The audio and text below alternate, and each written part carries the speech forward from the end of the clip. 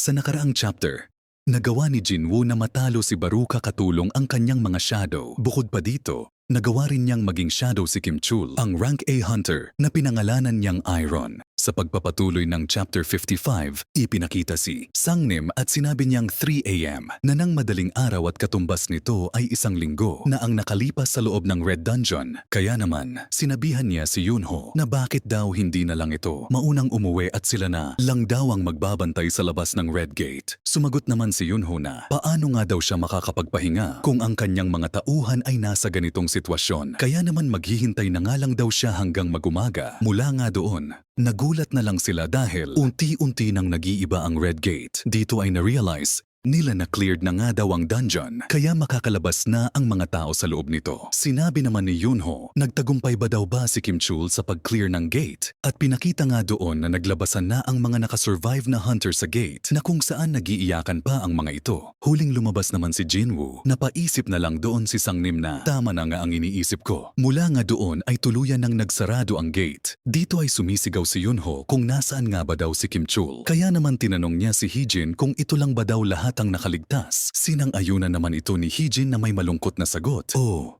kami lang ang nakaligtas. Nagulat at parang disappointed itong si Yunho na paano nga daw ba nangyari ang ganitong klaseng bagay na bakit nga daw ang mga mababang uri ng hunters nga lang daw ang nakaligtas. Kaya naman naisip niya kung ano ba talaga ang nangyari sa loob. Sinabi naman ni Jinwoo na ihahatid niya si Han Sung-yi sa kanilang bahay pero pinigilan siya ni Yunho at sinabi na may itatanong pa nga daw siya bago ito umuwi. Hinawi naman ni Jinwoo ang kanyang kamay at sinabi na pagod na nga daw siya at kailangan niya na nga daw umuwi. At kung may mga tanong nga daw ito ay tanungin na lang nito ang kanyang guild members. Ngunit nagalit nga doon si Yunho at sinabi na hindi nga daw ito request kundi isang order o pagbabanta. Siya nga daw si Yunho, ang leader ng White Tiger Guild. Dagdag pa nito na nalagasan nga daw sila ng 9 na miyembro. Kaya naman bilang master nga daw, hindi ba daw dapat ay may karapatan siyang magtanong ng mga katanungan? At pinakita nga doon na matalim na ang mga titig nitong si Yunho. Pero pabalang naman sumagot itong si Jinwoo na, ano naman ngayon? Kung ikaw ang master,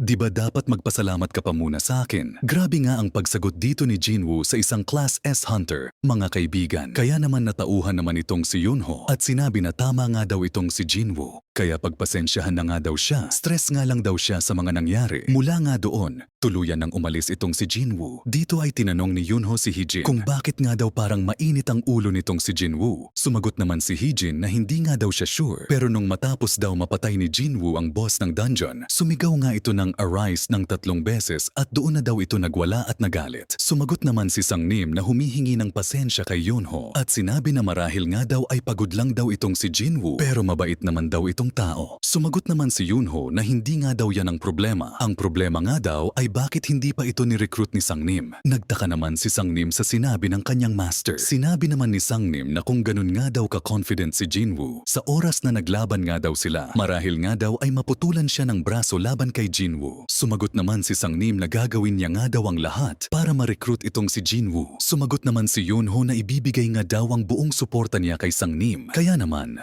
dalhin nga daw nito si Jinwoo sa kanilang guild kahit anong mangyari. Sumagot naman itong si Sangnim na nakangiti at sinabi na naiintindihan niya nga daw. Napaisip naman siya na hindi nga daw nagkakamali ang kanyang mga mata. Sa kabilang banda, ipinakita naman itong si Jinwoo na nagmamaneho pa uwi. Sinabi niya na nag-fail nga daw siyang ma-extract o gawing shadow soldier itong si Baruka. Sabi niya, dahil ba daw ay mas malakas si Baruka sa kanya kaya hindi niya itong nagawang maging shadow. Pero kahit ano pa man daw ang dahilan, sayang nga daw itong si Baruka. Ngunit na-acquire niya naman ang dagger nitong si Baruka na kung saan meron itong additional stats na plus 110 attack at 110 agility. Kaya naman, masaya na nga daw siya sa ganitong klaseng bagay. Mula nga doon, nakarating na sila sa bahay nitong si Han Sung-yi. Nagpasalamat nga ito sa kanya at sinabi na magkita na nga lang daw ulit sila mamaya. Naalala naman ni Jinwoo na magre-raid daw pala ulit sila ni Jinho mamaya na kung saan kasama daw pala itong si Han Sung-yi sa kanilang miyembro.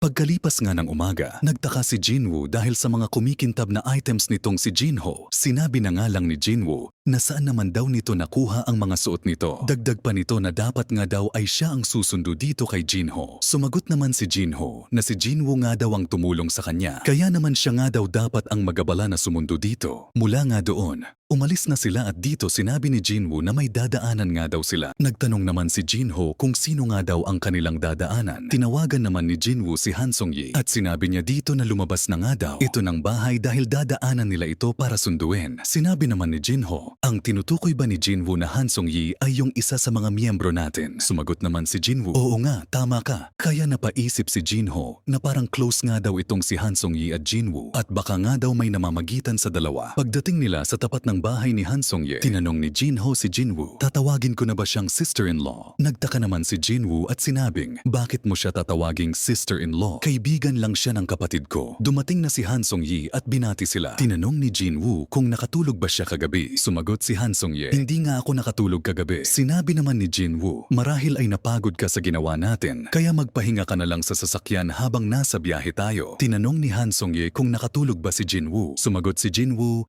nakaidlip lang ako saglit dahil 4 AM na ako nakauwi. Kitang-kita ang halos pagkadismaya ni Jinho sa usapan ng dalawa. Iniisip niya, akala ko ba kaibigan lang siya ng kapatid ni Jinwoo? Bakit parang may nangyari sa dalawa kagabi? Kaya sinabi ni Jinho kay Jinwoo, minor pa si Han Song-yi. Sumagot naman si Jinwoo, ano naman? Napaisip si Jinho, hindi nga normal itong si Jinwoo pero hindi ko siya dapat i-judge base sa iniisip ko ngayon. Nagsalita si Jinwoo, bilisan mo na Jinho para matapos na tayo agad. Sumang-ayon naman si Jinho sa sinabi niya at dyan na nga nagtatapos ang chapter 55.